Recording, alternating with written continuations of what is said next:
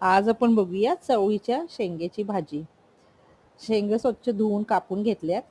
त्याच्यासाठी लागणारं साहित्य: ओलं खोबरं, राई जिऱ्याची फोडणी दिली आहे, मिरची, कढीपत्ता, हिंग. एकदम सोप्या पद्धतीने आहे. कांदा टाकलाय चिरलेला. कांदा चांगला परतून घेतला की हळद, मीठ आणि चिरलेली भाजी टाकली आहे. भाजी चांगली परतून घ्यायची आहे वाफेवर. ही बघा, अशा प्रकारे चांगली भाजी परतून घेतली वाफेवर.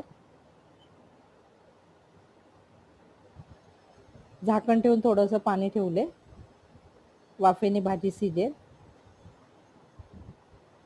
भाजी शिजली की त्याच्यावर किसलेलं ओलं खोबरं टाकायचं आहे.